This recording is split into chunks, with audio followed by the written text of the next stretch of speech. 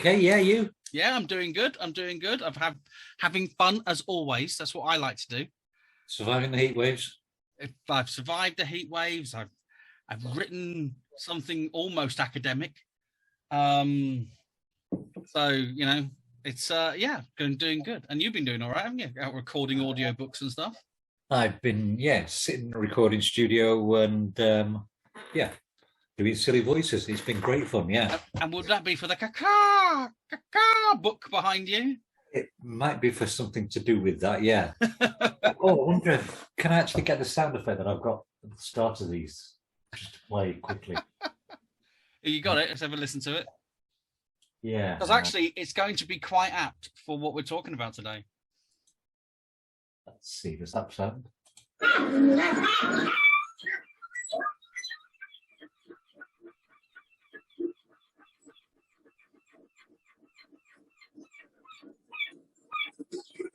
Nice. Yes. Not a bit irritating at all. No, not at all. But also apt for what we're talking about today, because having seafaring birds as a backdrop soundtrack to particularly the beginning is very apt. So I'm going to get straight into this. I mean, I've had a great week in terms of writing various stuff. I've also had a great week in terms of listening to this. So please, Ash, what have we been reading for the last week? For the last week, we've been reading At the Mountains of Madness by H.P. Lovecraft. Would you like me to, synopsis? Do the synopsis. And to be perfectly honest with you, I'm going to make sure that I'm nice and settled for this one. So, the story is narrated first person by geologist William Dyer, a professor at Arkham's Miskatonic University. In the hope to prevent an important and much publicised scientific expedition to Antarctica. Throughout the course of his explanation, Dyer relates how he led a group of scholars from Miskatonic University on a previous expedition to Antarctica, during which they discovered ancient ruins and a dangerous secret beyond a range of mountains higher than the Himalayas. A small advanced group led by Professor Lake discovers the remains of 14 prehistoric life forms previously unknown to science and also unidentifiable as either plants or animals. 6 of the specimens have been badly damaged, while another 8 have been preserved in pristine condition. Specimens stratum places them far too early on the geologic timescale for the features of the specimens to have evolved. Some fossils of Cambrian age show signs of the use of tools to carve a specimen for food. So when the main expedition loses contact with Lake's party, Dyer and his colleagues investigate. Lake's camp is devastated, with the majority of men and dogs slaughtered, while a man named Gedney and one of the dogs are absent. Near the expedition's campsite, they find 6 star-shaped snow mounds with 1 specimen under each. They also discovered that the better preserved life forms have vanished and that some form of dissection experiment has been done on both an unnamed man and a dog. The missing man, Gedney, is suspected of having gone utterly insane and having killed and mutilated all the others. Dyer and a graduate student named Danforth fly an aeroplane across the mountains, which they identify as the outer walls of a vast abandoned stone city, alien to any human architecture. For their resemblance to creatures of myth mentioned in the Necronomicon, the builders of this lost civilization are dubbed the Elder Things. By exploring these fantastic structures, the men learn through hieroglyphic murals that the Elder Things first came to Earth shortly after the moon took form and built their cities with the help of shoggoths, biological entities created to perform any task, assume any form, and reflect any thought. There is a hint that all earthly life evolved from cellular material left over from the creation of the shoggoths. As more buildings are explored, the explorers learn about the Elder Things' conflict with both the Starspawn of Cthulhu and the Mygo, who arrive on Earth shortly afterwards. The images also reflect a degradation of their civilization once the Shoggoths gain independence. As more resources are applied in maintaining order, the etchings become haphazard and primitive. Murals also allude to an unnamed evil lurking within an even larger mountain range located beyond the city. This mountain range rose in one night, and certain phenomena and incidents deterred the Elder Things from exploring it. When Antarctica became uninhabitable, even for the Elder Things, they soon migrated into a large subterranean ocean. Dyer and Danforth eventually realise that the Elder Things missing from the advance party's camp had somehow returned to life and, after slaughtering the explorers, have returned to their city. Dyer and Danforth also discover traces of the Elder Things' earlier exploration, as well as sleds containing the corpses of both Gedney and his missing dog. They are ultimately drawn towards the entrance of a tunnel into the subterranean region depicted in the murals. Here they find evidence of various Elder Things killed in a brutal struggle and blind 6-foot-tall penguins wandering placidly, apparently used as livestock. They are then confronted by a black bubbling mass which they identify as a Shoggoth and escape. Aboard the plane, high above the plateau, Danforth looks back and sees something which causes him to go insane, implied to be the unnamed evil itself. Dyer concludes the Elder Things are survivors of a bygone era who slaughtered Lake's group only in self-defense or scientific curiosity. Their civilization was eventually destroyed by the Shoggoths, which now prey on the enormous penguins. He warns the planners of their next proposed Arctic expedition to stay away from the site. Ooh. Thank you, Wikipedia. Yeah, absolutely. Just give me 2 seconds. I need to shut this door. People have just come into the house. Hang on. Is it people or is it mysterious entities? It was a strange pinging sound echoing down the corridors of my house. So, was that pretty much the story that you read? That is very much the story that I read. Yes. Do you think to it? Well, as you know, I'm already a fan of the Cthulhu mythos. Mm-hmm. And with this particular story, I absolutely love it. I adore it on so many facets. And I'd like to emphasize that before I start taking it to pieces, because there are so many parts of it that make me laugh in some things that it does. But on the absolute face of it, it is an absolutely wonderful, beautifully written, and an incredibly imaginative piece of work. Well, what did you think? I thought it was shy. I thought we've got sort of like a title like The Mountains of Madness, which, oh, that sounds interesting. It's got alliteration in it. And then it's just, the audio version I listened to was about 4.5 hours long. Yeah. And it was just sort of like 4.5 hours of backstory, building up to a bloke. He's on a plane, looks back and goes a little bit mental. And it's just, wow. All of this description, all of this, oh, I'm looking at these pictures on the walls and this is the story they're telling me. Well, actually, no. I've looked at pictures on walls. They've never, I mean, I've been around the Louvre. Not one of them has told me a story. I've been there like looking at these pictures thinking, God, tell me a fucking story. Go on. I go, Mona Lisa's just been sort of like sat there with loads of tourists taking pictures of it. And that was all. Yes. Yeah. So the whole idea that, oh, look, we can get stories from this. And I mean, there's the suggestion that it was the inspiration for The Thing, which I know it wasn't. I know that The Thing was based on a different novel. I don't know if the novel was inspired by this particular story, but The Thing was better. Well, let's get things into perspective. Okay. Right. First of all, John Carpenter's The Thing was heavily influenced by The Mountains of Madness, as well as Colour Out of Space and the Dunwich Horror. Those three come into play, and is the John Carpenter's Thing is the first of what is known as his Lovecraft trilogy. The second one being Prince of Darkness, and the third one being Mouth of Madness. And they're his heavily influenced, H.P. Lovecraft influenced ideas. And there are a lot of visuals that go on within that. Now, The Thing is also based on a 1950s science fiction film called The Thing from Another World, which is about a plant that comes to the planet as an alien.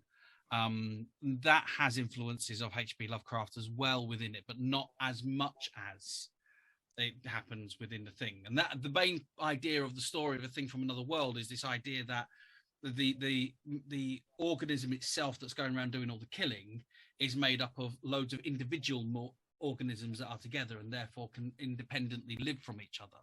Whereas, you know, the idea of the tentacles and particularly the dogs and the way that it takes over the dogs was very H.P. Lovecraft influence, and a particular scene in The Color of Outer Space, in Color Outer Space, has a thing of the dogs being consumed by a tentacled creature thing.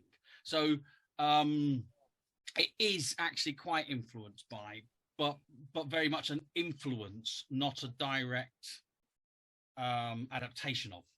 Right. And I think that's a big thing to bring in, because I'm going to completely agree with everything that you just said there, in that it's very, what the bits that were making me laugh, I'm loving the description, because I think that's where this influence actually goes in, because they are beautifully dark, crazy, imaginative, and they get more and more crazy and weird and strange as the journey progresses further down into the Mountains of Madness itself. But the amount of times it was almost like one of those TV series, you know, with the cliffhanger, where it kind of goes right at the end of it, and I'm going to stop these. They're going up to the Arctic, and we've got to stop them, and this is why. And then he kind of gets to the end of a chapter and goes, well, anyway, I'm still going to tell you why they shouldn't go. I don't want to talk about this. I really don't want to talk, but I'm gonna, because we're gonna have to stop them. And that happens several times all the way through. You know, and that's where it starts kind of turning on itself from the story, I felt, and that's why I like it. So, you know, that's what I was just going to ask. Which parts of this did you actually enjoy? I mean, I know you've sort of like, you've got the D&D experience, and that sort of like means a lot to you. So I take it there's a lot of D&D references here, or there's a lot of stuff here that's referenced in D&D. D&D references. There's mainly a game called Call of Cthulhu, right, which is more about the Cthulhu mythos and the whole H.P. Lovecraft thing. And I think that's where it is. It's not the story of this one person traveling. It's the world that he travels through that is what's so enjoyable in the whole thing. And there is a moment, and this is where Mouth of Madness, where John Carpenter made Mouth of Madness, right, with the wonderful thing, do you read Sutter Kane? Where, and spoilers here, if you have not seen Mouth of Madness, get it seen. It's 1990s. You've had a chance. I'm gonna spoil it like here right now. But the whole kind of part of the point is they are part of the story, and it's almost like where you have the unreliable narrator at its absolute extreme. How much of this story even happens? You know, when you link it to Call of Cthulhu and the way that the artists all of a sudden all around the world dreamt of Cthulhu as Cthulhu dreams of life, and therefore it exists. And you look at the Dunwich Horror, and it all goes back to the Necronomicon, and you know, and that this one isolated incident in the middle of Scary Wood. This is the antipathis of that. It kind of moves into this area of there is a big city and there's all this.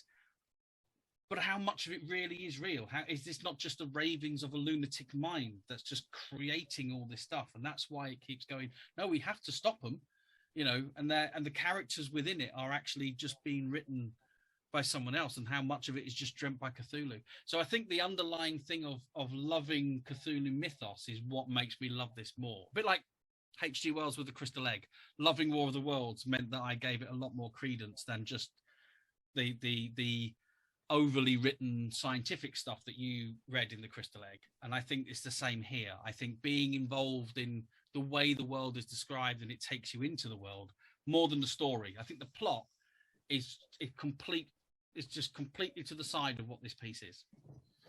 I think this is quite interesting, because one of the things that I find when I go into Lovecraft is you've got these people who want to summon the elder gods, even though we know that the elder gods, if they are summoned, are just going to either eat or destroy humanity. Yeah. So there doesn't seem to be any advantage or purpose or good side to summoning them. Yet I can sort of like see out of the two of us, you would be someone there going, yeah, let's summon the fuckers. Yeah. Well, it's the people that sit back and watch the world burn, isn't it? It's like there are so many things like being a Nazi or being a Tory that make no sense whatsoever in the grand scheme of goodness, and then they still do it anyway because everything becomes individualized and ideological in that respect. And so the summoning of the greater gods is to kind of transcend what it is to be us and what it is to be the universe, and that there is no point trying to, you know, mankind itself. I mean, there's the Superman idea, isn't there, where Superman becomes so fed up of the human race and the way it just constantly tries to destroy itself, that he then says the only way to protect them is to rule them. And that's where the other gods, was it what they call Gods Amongst Us storyline comes from, is the idea that it just gets to a point where you go, you know what, the only way to sort this out is to actually just control them and rule them, and, you know, and just don't give them free will because they can't cope with it. You know, and that's kind of where a lot of it comes from, I think.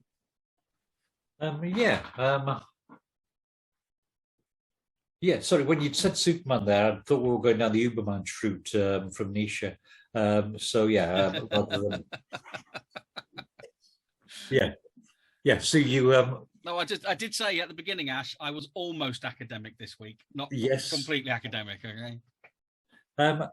And no, I mean, I was dismissive of it, but I was listening to world building. I was listening to somebody sort of like going through a cosmology, saying this is what happened, and this is how this started, and this is how this began, and this is where this came from. And I like the idea that somebody's done all this world building, but I like to see world building with a story in it.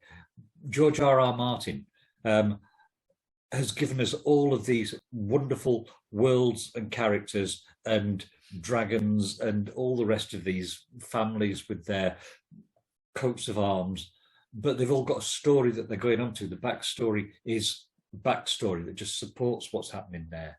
Whereas this just seemed to be almost like, and you're going to hate me for saying this, but it's almost like Lovecraft has written Lovecraft fan fiction.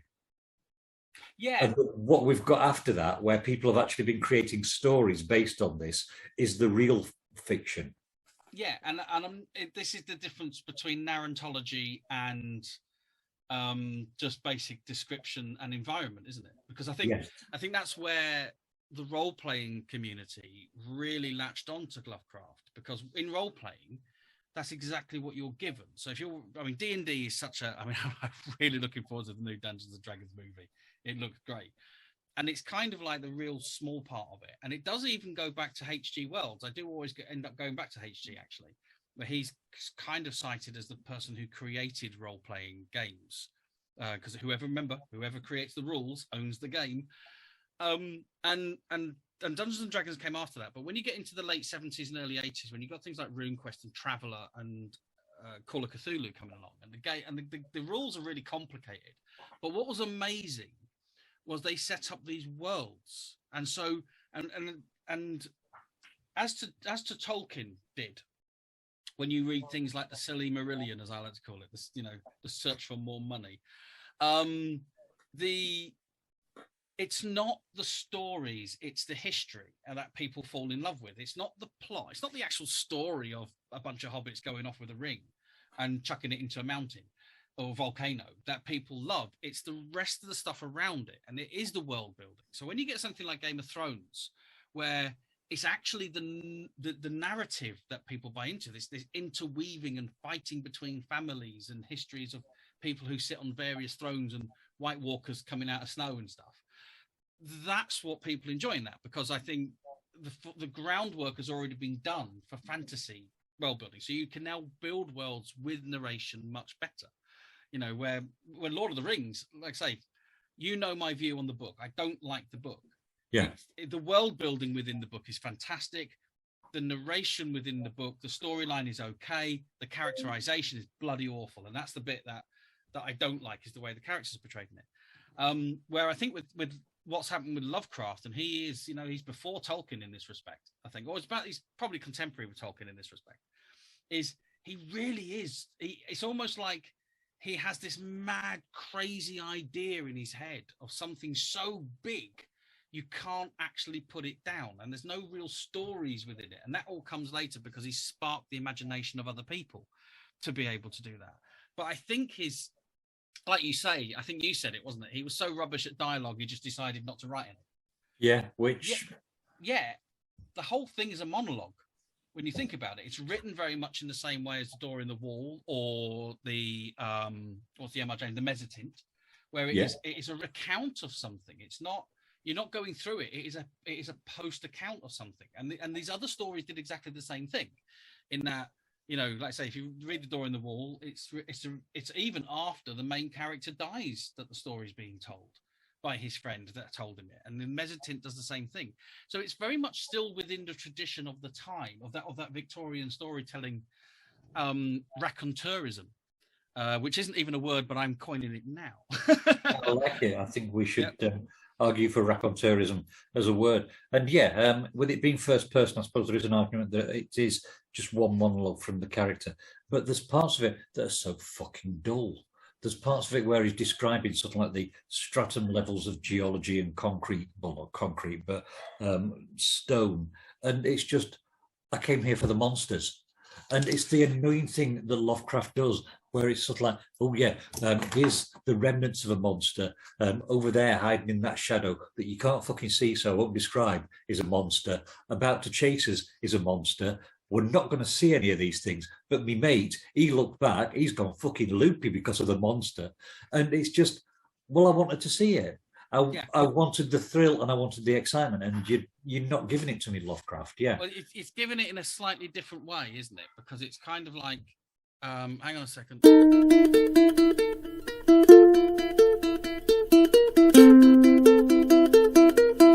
And we're back.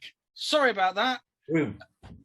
Unfortunately, you can't say when people are going to knock on your door and deliver your stuff. So that's why I had to disappear there. He was a bit strange. He was kind of, I only saw him in the shadows and I couldn't really describe the delivery man. He was kind of like an undescribable, I think he was a 6-foot white penguin, actually. An albino penguin. A grotesque albino penguin. I think grotesque is a bit harsh, you know. I mean, albinos, they've got rights. This is, but that's kind of an oddity that they were sort of like thrown in there.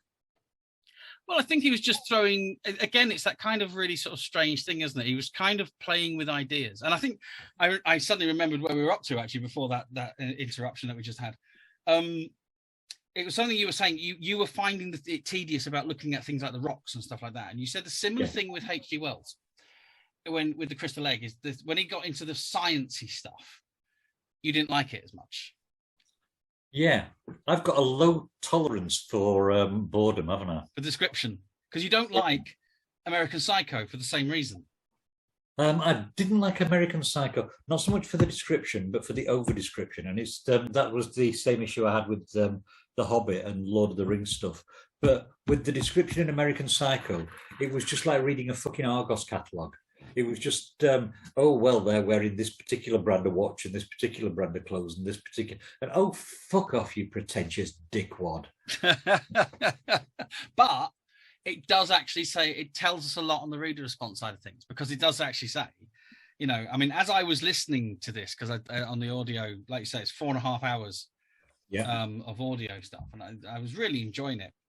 But there were times in it that I was actually thinking, I wonder what Ash thinks of this one, because I did find it, and I'm finding it more and more since we discussed it, actually, in very H.G. Wells, in the way that those descriptions were going in, that there were, where his knowledge lay, he was very, very keen to make sure you knew that he knew.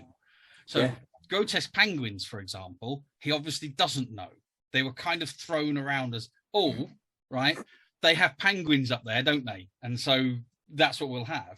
Yet he obviously had a lot of knowledge of geology, because his descriptions went very deep into those. Yeah, and there's times when you read it and it's almost like it's an information dump, as though he's sort of like saying, oh, well, look how clever I am, read this. I'm just going to check that. Yes. Are penguins actually in the Antarctic? I thought they were South Pole, actually. It's polar, but Antarctic's south, isn't it?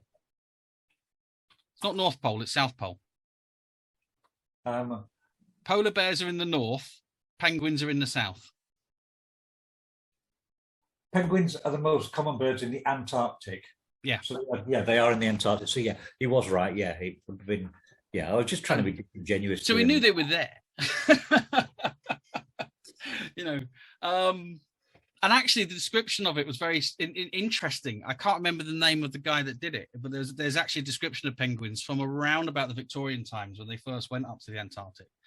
And it is a horrible description of penguins, because the Victorians were utterly appalled at the behavior of penguins, because penguins' sex drive is very much just a drive. You know, they don't sit there, oh, fancy a bit of that, and do the whole buying a drink business. No, I'm promising to put your name in lights and parts in films. You know, the usual stuff that we use when we're trying to attract a mate.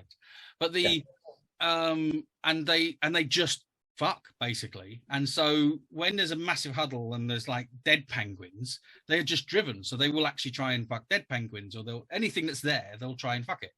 We've all been there, though. Well, yeah, you know, it's a typical night out in Blackpool, to be perfectly honest. Yeah. But the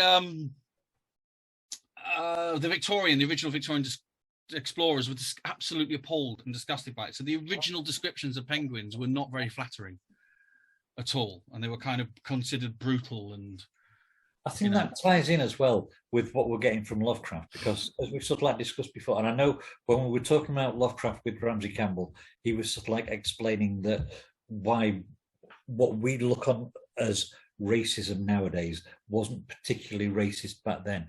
But there does seem to be this eugenics, white is right approach that these white explorers are going out there and are looking at these things, and these white explorers know what they're looking for, and they're great, and they're a good part of the British Empire, and they're discovering these alien cultures that are going to be devastating to us, and we should not. There are echoes of that, yes. I wouldn't even say echoes of that, to be perfectly honest with you. I think that's pretty much hitting the nail on the head. I think there's, I think with Lovecraft himself, I mean, I know we said the of its time wasn't going to be an excuse, and I'm not using it as an excuse here, actually, because I think his position in writing, a bit like Tolkien's position in writing, and H.G. Wells' position in writing, and Edgar Allan Poe's position in writing as well. Because one of the things I really liked here was the intertextuality that he used with Poe, in particular with the noise. Funnily enough, the name I've got in there, Tekeli, is I've actually looked up the where that came from all the way back, so where Poe got it from actually as well. So they are sitting on the shoulders, and they are still trying to like find things. Remember, this is also about the time of Heart of Darkness, isn't it? I think Heart of Darkness is about 1930s. With Conrad. And I thought that was 1890s, but was it as early as that? Because I'm sure it was when we read The Willows. The Willows came before it. Originally published 1899. 1899. All right, so it's around about the same time as The Willows, and we know that The Willows was loved by H.P. Lovecraft as well. Yeah, and so that whole white explorer thing, I think, is absolutely correct. This is colonialism. In a different way, where H.G.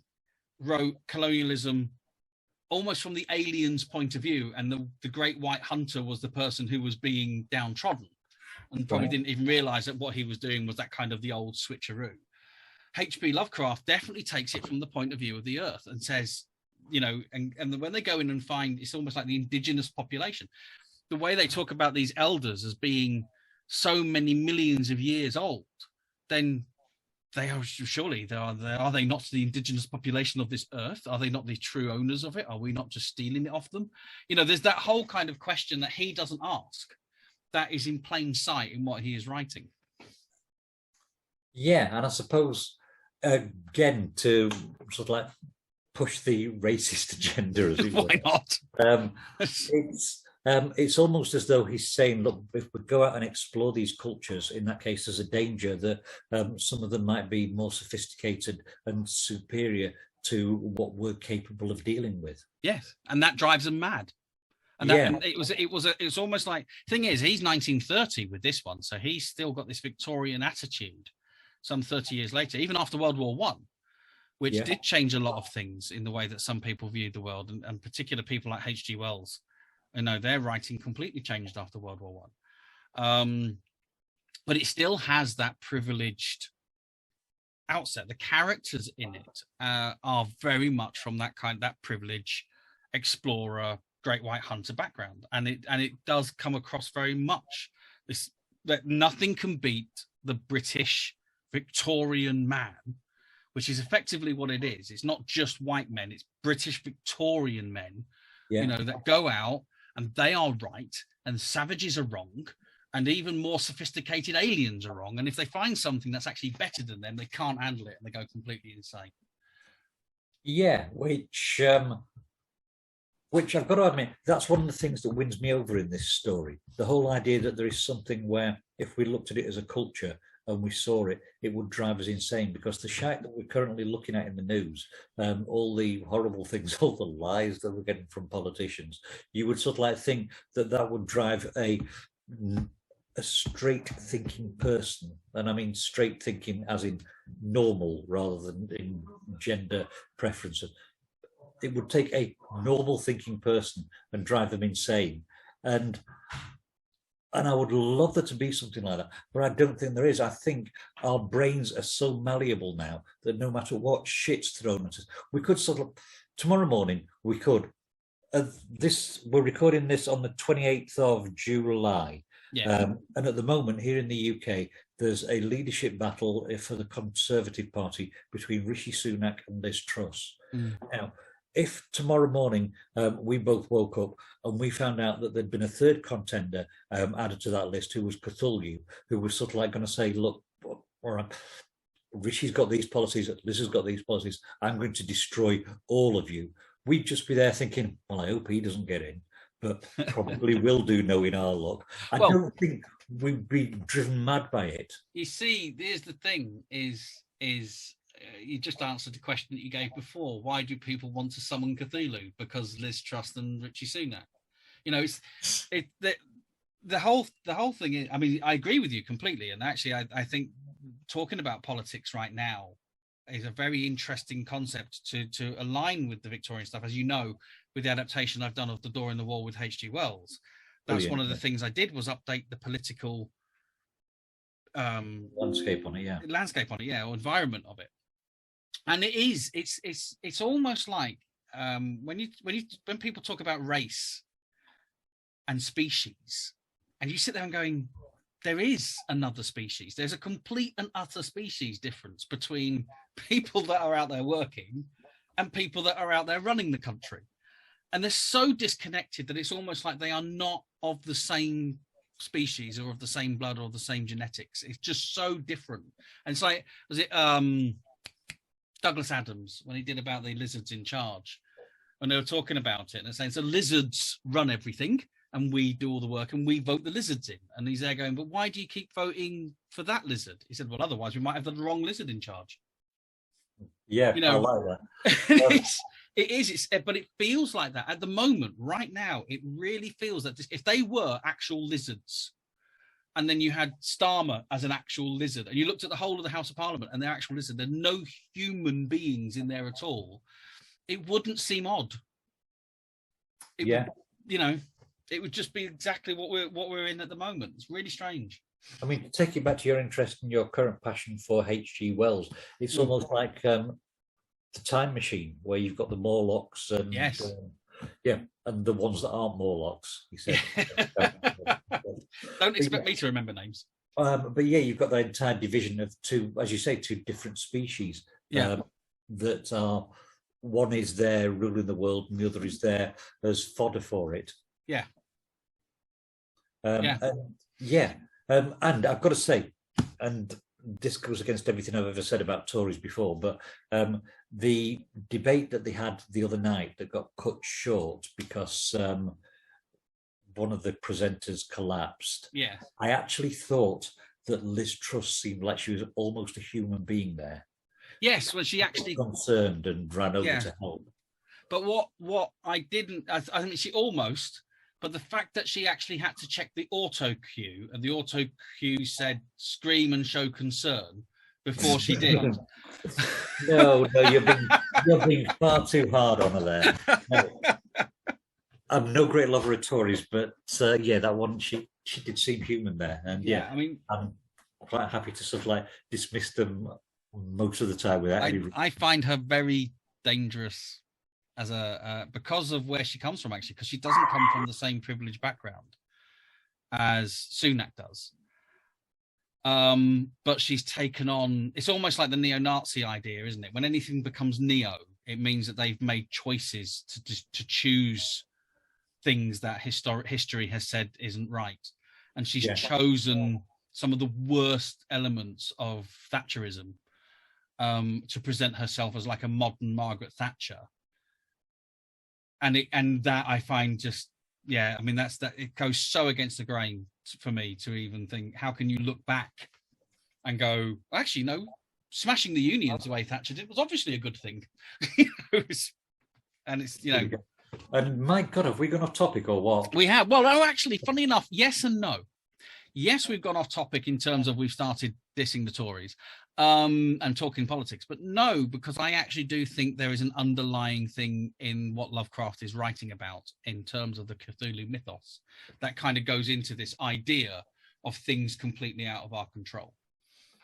So how does the structure of politics work within that then? Seems as we're sort of like sending privileged white, typically Tory people out there to explore the Antarctic, and they're encountering these alien civilizations that are superior to them intellectually, spiritually, emotionally, and in every other way.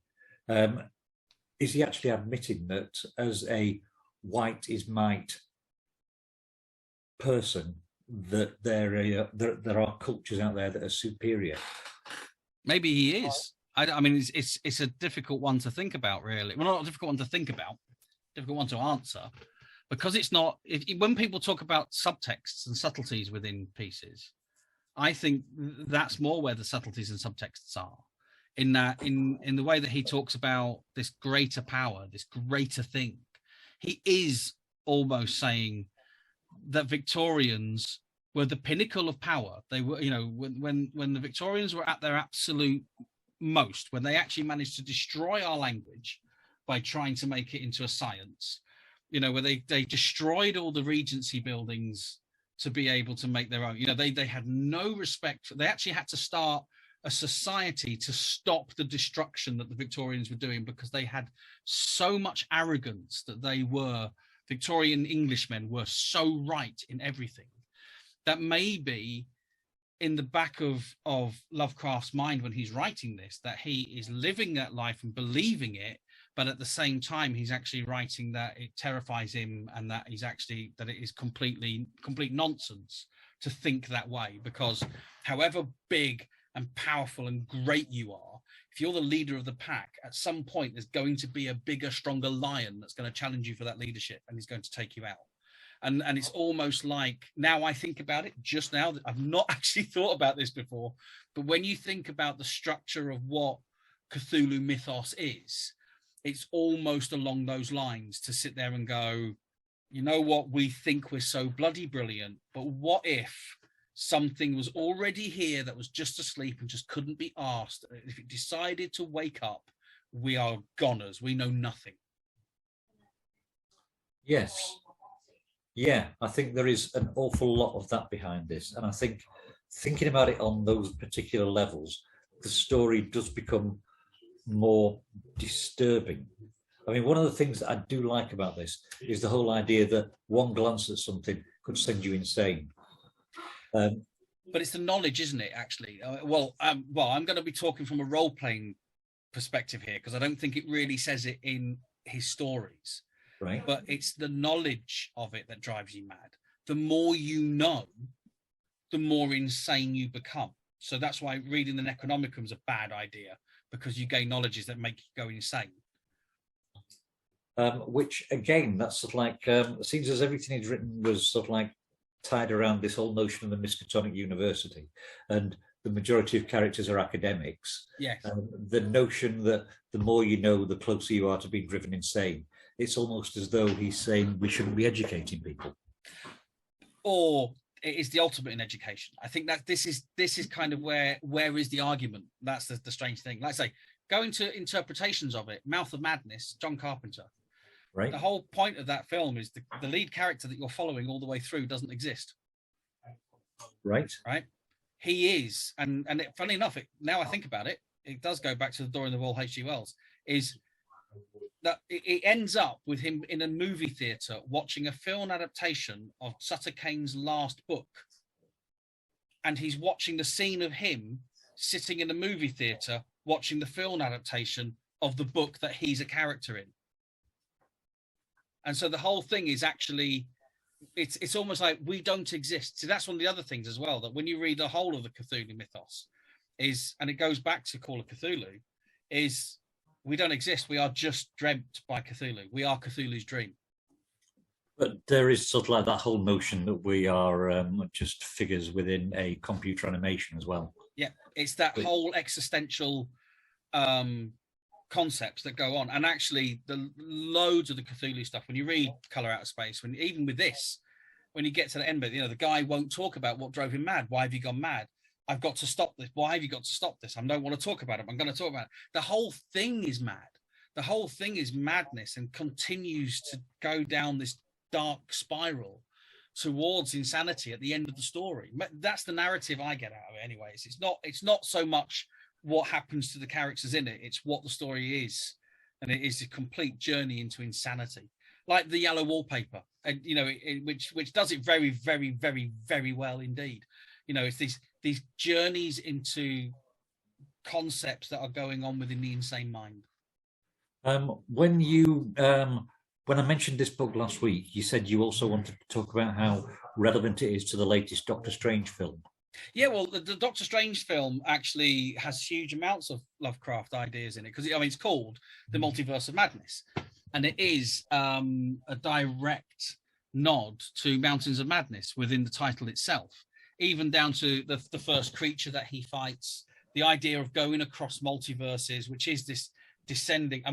The pitch meeting for the pitch meeting is an absolute must to watch for Multiverse of Madness.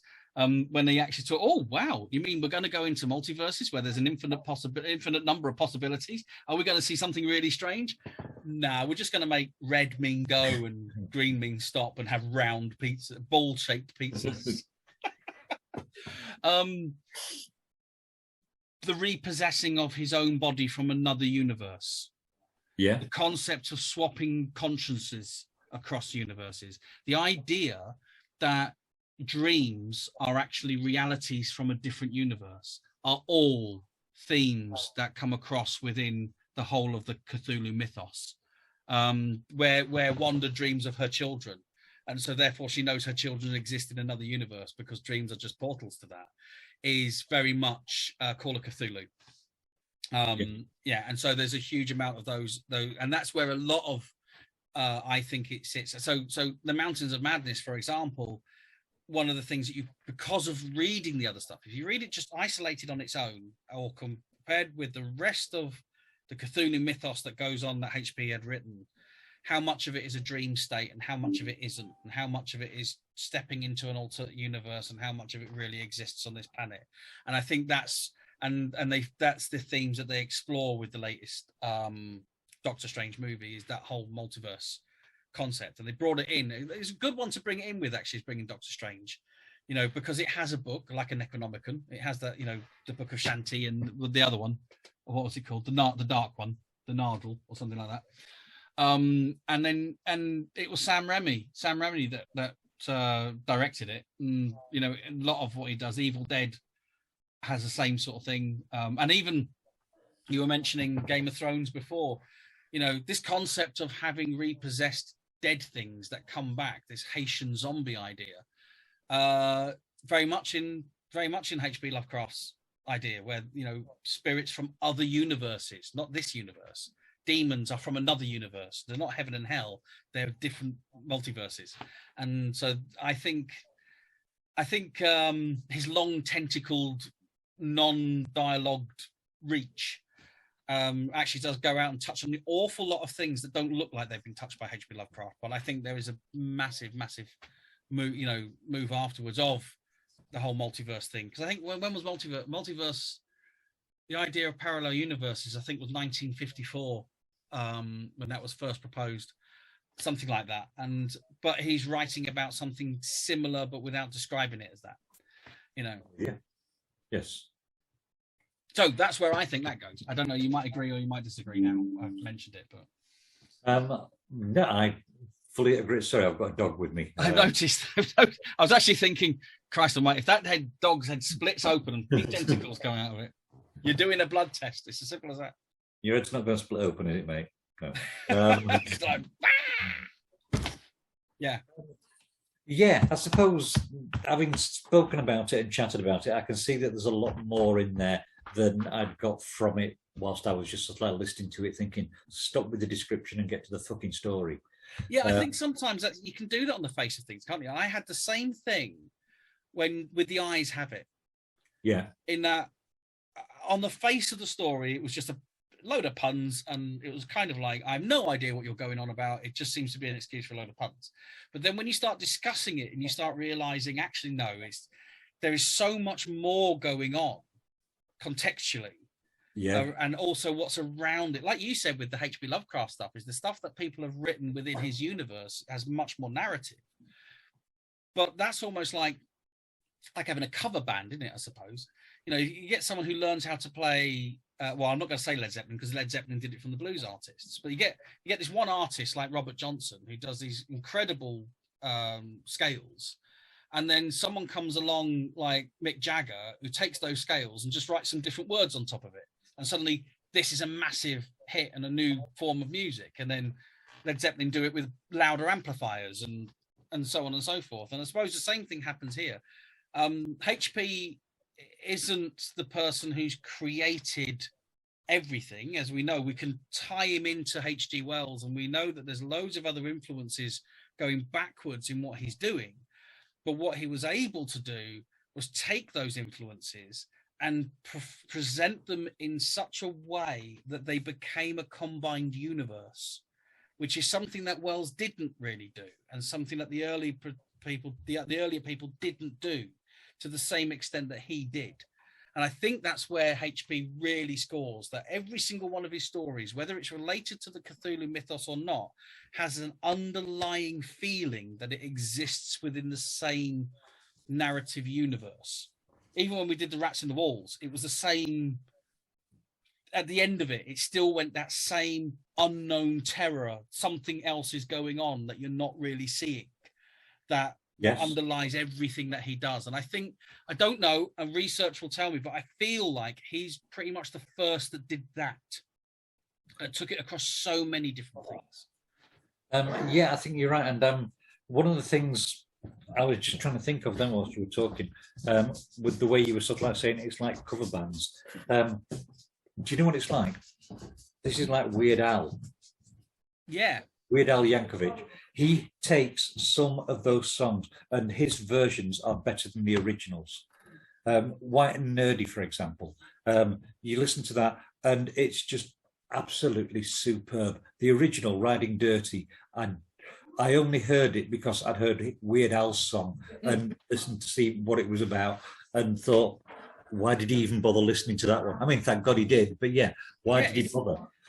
He has that moment of genius, doesn't he? That somebody else has written the music and he has this moment of genius and how to change it. There was a wonderful, did you see his tweets the other week with Alanis Morissette? No. Alanis had seen a gardener called Alanis Gardeners, and she took a picture of it and posted on Twitter, I'm here to remind you of the grass you didn't take away. Right? And then immediately Weird Al tweeted, Alanis, get in your own lane. I was like, brilliant. You know, there's a reason there's a biopic about him. He is a genius. Yeah, he is. You know, and actually you're right. And he does it more parody based. But it's the same idea. If somebody's written a tune and they've written these words and he just instantly can mishear the lyric and come up with a whole brand new thing on top of it that is related and so completely different at the same time. So yeah, so we're in agreement that H.P. Lovecraft is sort of like the format for what Weird Al can build things on. Yeah, and there's a reason he's called Weird Al. There you go. Yes. The reason why it's called racist H.P. Lovecraft. Yeah. Racism. And I agree. I'm going to say, I think racism is a powerful word. I think racism is a powerful word. And I think one of the things that is happening a lot at the moment is it's getting bandied about. And I don't want the word to become weakened because it gets bandied about so much.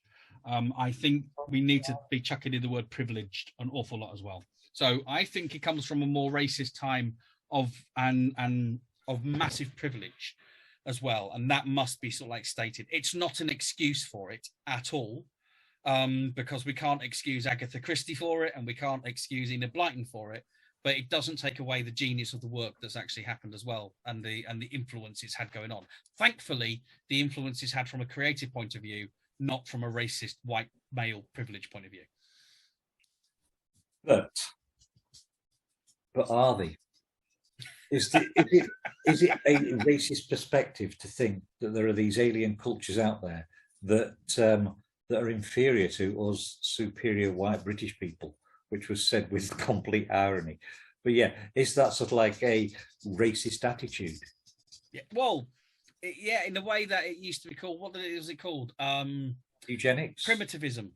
All right. From an art point of view, primitivism, which is what Picasso became influenced by before he started Cubism. And it's, just calling it primitivism is, it was indigenous art from the continent of Africa that got put in Paris, that all the artists looked at and went, that's great, we'll appropriate that. And I'm not completely against all appropriation, because I think appropriation allows us to advance and grow as as people. So they've done this and taken it onto their own, but some academic has called it primitivism because they decided it's come from a primitive culture to their own. Which, again, we need to be careful of the vocabulary we use. But that's the name of the movement. Nativism is the other one that they call it as well. It's primitivism, or they try to change it to nativism to do the same things. Oh no, because primitivism is doing this, and you sort of looking at it going, again, you're still placing yourself in a point of privilege by calling it nativism. It's indigenous art. That's the thing about it. It's African based influences, but so it is right that we do call it for what it is. At the time, it was still racism, even though racism was actually okay at the time. It wasn't the same racism we have now. It was a colonialistic view that they had of being superior rather than being terrified. Most racism from the 70s onwards has been more influenced by the fear of taking jobs or the fear of taking houses. That's the xenophobic side of things, where when it was a privileged side of things, I mean, they always had it. Someone asked, there was a celebration of when women got the vote in this country. And it has to be pointed out as well that when the first time when women got the vote of being landowners over the age of 21, but 3 million men suddenly got the right to vote as well, because you could only vote in this country if you were a landowner. And somebody actually said, I will only celebrate at the point when it was everybody. When was the year that black people got the vote in the UK? And when you look back at it, it's like, there's never been a time when the black people never had a vote in the UK. If you were a landowner and male, you could vote, no matter where you came from. Doesn't matter, if you had non-dom status, you could do it. And that kind of goes all the way back. So it's really interesting, the history of racism within the UK as well, and how that was formed very recently into being the more aggressive. It's always been there because it's always been an arrogance and it's always been a superiority thing. But the actual racism of fear, which is where a lot of it comes from in terms of not allowing people in houses and not allowing people to stay in certain places and not serving certain people, that fear-based one is a much more modern thing that came around in the UK over what happened in America. America was like that from day one of the Europeans going over there to get their religious freedom and then restrict the religious freedom of the indigenous people. Over here, it was definitely more class-based. It was definitely more privilege-based until around about the 1950s, after the war, after World War II. That's when it suddenly became, and I think a lot of American ideas came back after World War II because we had so many American troops over. I mean, there's a famous battle that happened not far from here, where the American MPs were trying to extract 2 black soldiers, their own soldiers, American soldiers, from a bar because the bar was full of white people, and the MP said the blacks were not allowed to be in that bar, and the people from Yorkshire went, no, you don't get to say that here, and they actually fought the American MPs in a village in Yorkshire over the rights of these two black people. So that was 1940s when that was going on. So something changed around about the 50s. You know, the Enoch Powell type stuff, when that came through, that generated a fear, and that Project Fear idea that set people against each other. It's not that racism didn't exist. And I talk about H.P. Lovecraft as he's British. He's not. He's American, isn't he? But he's very Anglophile when you look at his influences and the way that he kind of did things. Like Poe was. Poe was very Anglophile as well.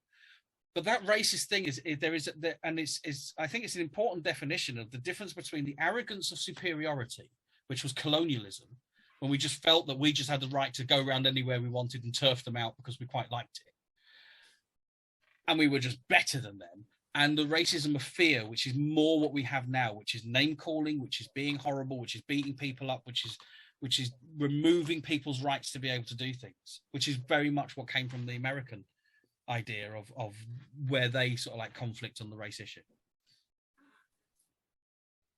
Absolutely awesome. Right, I think we've shagged the arse out of hate. I think so. I actually also don't know where that came from, and I'm now going to have to go and lie down because I don't think I've done that much thinking for years. So what we're reading next? I don't know. You know what? I hadn't even thought. I was listening to this. I tell you what. Let me just grab a book. I'll grab this one because I like the cover, and we'll see if we can find it. I just hope we don't pick one of the. Well, no, I can pick one of the new ones. We just might be able to find it. Let's have a look here. Let me just have a look through some of the names I've got here. How about The Leather Funeral, Arthur Conan Doyle? The Leather Funeral? The Leather Funeral by Arthur Conan Doyle. Sir Arthur Conan Doyle. I'm just going to see if I can find a copy of it. Yeah.